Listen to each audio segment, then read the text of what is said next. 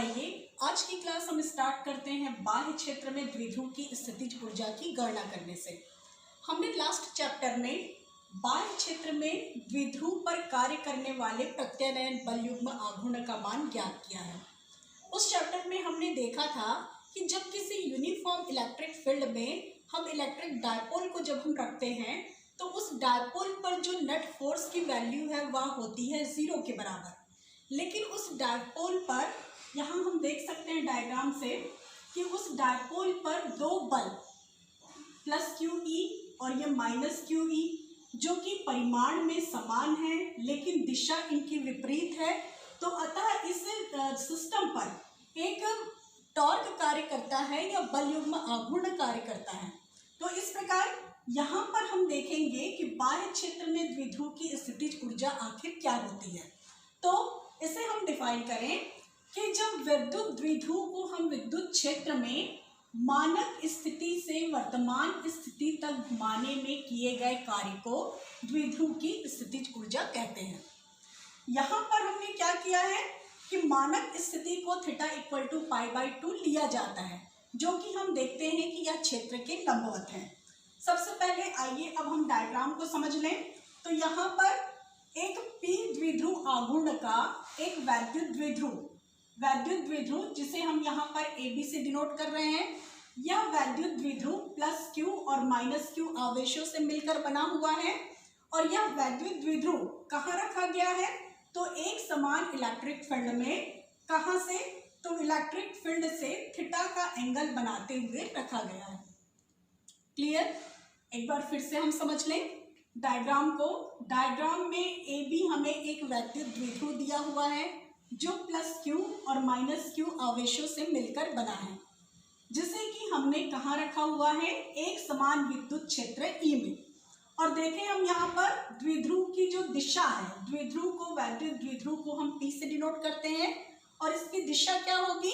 तो इसकी दिशा जो है माइनस Q आवेश से प्लस Q आवेश की ओर होगी। तो इस प्रकार वैद्युत द्विध्रुव और इलेक्ट्रिक फील्ड के बीच बनने वाला कोण जो है थीटा है। ठीक है, अब हम क्या कर रहे हैं नेक्स्ट, जैसा कि हमने नेक्स्ट चैप्टर में देखा था कि इस प्लस Q आवेश पर जो कि यूनिफॉर्म इलेक्ट्रिक फील्ड E में रखा गया है, तो इस पर लगने वाले बल का मान कितना होगा? तो प्लस QE होगा और इसका जो डायरेक्शन है वो इलेक्ट्रिक फील्ड की दिशा में ही होगा। इसी प्रकार हम देखें माइनस Q आवेश पर लगने वाला बल, तो इसकी वैल्यू होगी माइनस QE और इसकी दिशा क्या होगी? तो इलेक्ट्रिक फील्ड के अपोजिट होगी। तो इस प्रकार जब दो बल जो कि परिमाण में समान है लेकिन दिशा विपरीत है, ये एक सिस्टम पर कार्य कर रहे हैं, तो नेट फोर्स की वैल्यू 0 होगी, लेकिन इस सिस्टम पर प्रत्यानयन बल युग्म आघूर्ण कार्य करेगा। तो चलिए हम अपना आर्टिकल यहीं से स्टार्ट करते हैं कि तब हम देखेंगे कि द्विध्रुव पर लगने वाले प्रत्यानयन बल युग्म आघूर्ण की वैल्यू कितनी होगी। द्विध्रुव पर लगने वाले प्रत्यानयन बल युग्म आघूर्ण, इसे हम डिनोट करते हैं टाउ से, और टाउ इक्वल टू हमें प्राप्त हुआ था PE साइन थीटा के बराबर। तो इसे हम ले लेते हैं इक्वेशन नंबर 1। अब द्विध्रुव को अल्प कोण d थीटा से घुमाने में किया गया कार्य, तो इसकी वैल्यू हो जाएगी, इसे हम अल्प कोण, तो हम इसे कार्य को हम dw से हम डिनोट करें, दैट इज dw बराबर कितना होगा? तो बल आघूर्ण इंटू कोणीय विस्थापन, तो इंटू क्या हम लिखें? d theta. दैट इज इसे हम लिख सकते हैं, इसे कोई आगे हम इक्वेशन नंबर 1 से टाउ की वैल्यू हम पुट कर दें, तो टाउ इक्वल टू हमें मिला है PE sine theta d theta, और इसे हम दे दें इक्वेशन नंबर 2।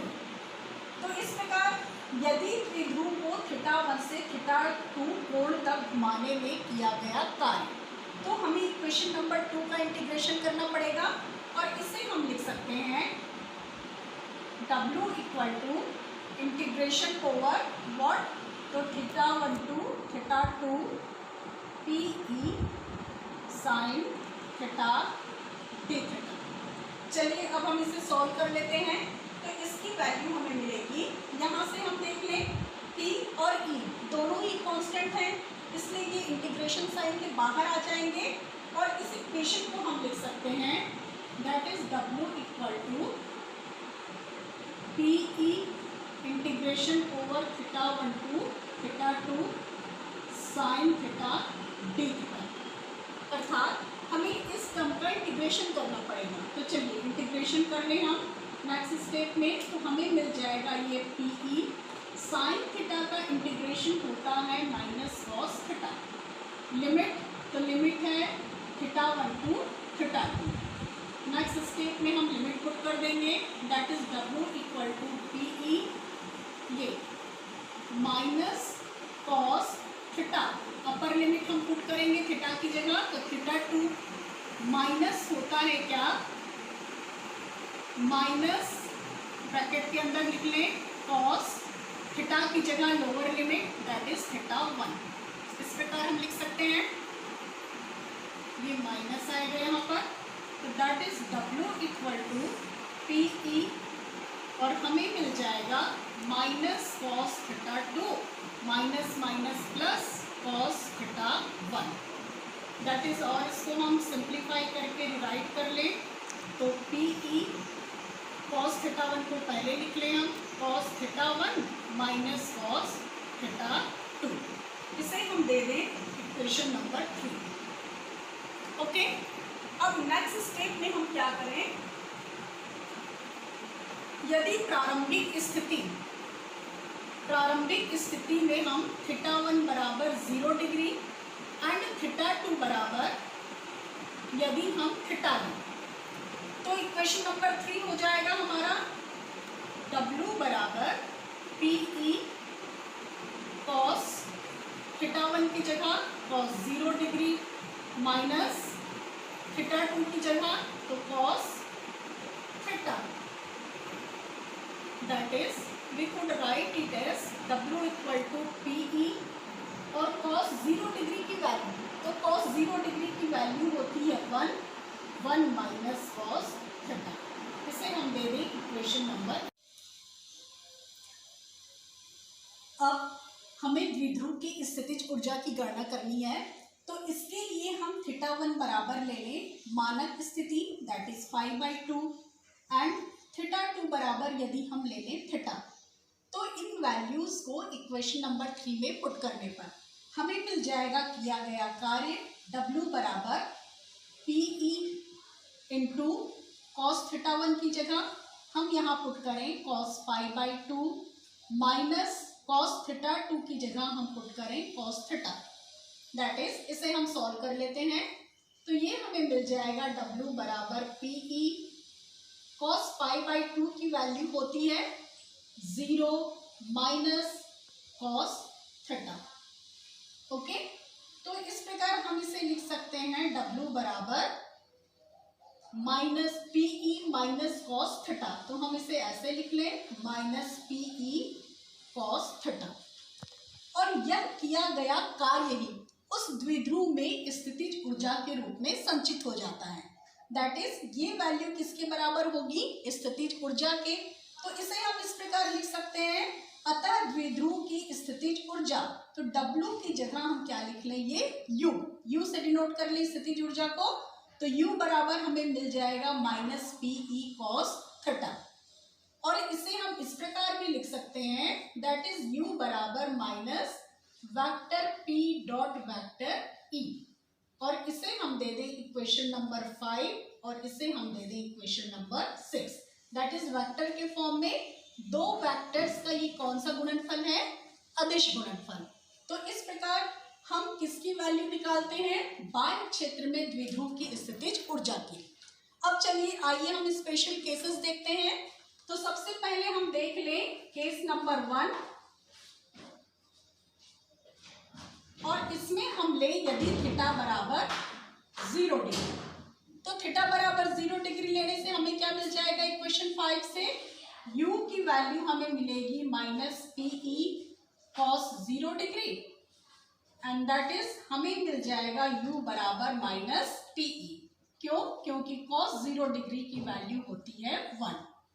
ओके, तो इस प्रकार इस स्थिति में हमें स्थितिज ऊर्जा का मान न्यूनतम प्राप्त होता है, अतः यही द्विध्रुव की स्थायी अवस्था होती है। चलिए अब हम देखें केस नंबर 2। तो केस नंबर 2 में हम पुट करें यदि थीटा बराबर π/2 या 90 डिग्री, तब हमें क्या मिलेगा स्थितिज ऊर्जा की वैल्यू। तो इक्वेशन नंबर 5 से u बराबर -PE cos 90 degree. cos 90 degree की वैल्यू कितनी होती है? तो cos 90 डिग्री की वैल्यू होती है 0। तो cos 90 डिग्री बराबर 0 और ये वैल्यू हमें क्या मिल जाएगा? 0। तो इस प्रकार जब थीटा बराबर 90 डिग्री हो तब u की वैल्यू हमें क्या मिलती है? 0 के बराबर। दैट इज यदि क्षेत्र के लंबवत हम द्विध्रुव को रखें तो यहाँ पर हमें स्थितिज ऊर्जा की वैल्यू 0 मिलती है और इसलिए ही हम इसे मानक स्थिति मानते हैं। तीसरा केस देखें, case number 3, that is theta बराबर 180 डिग्री।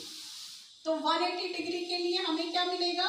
cos 180 डिग्री की वैल्यू होती है -1 और इस वैल्यू को इक्वेशन नंबर 5 में पुट करने पर u बराबर -PE cos 180 की वैल्यू -1, दैट इज u बराबर हाउ मच? PE।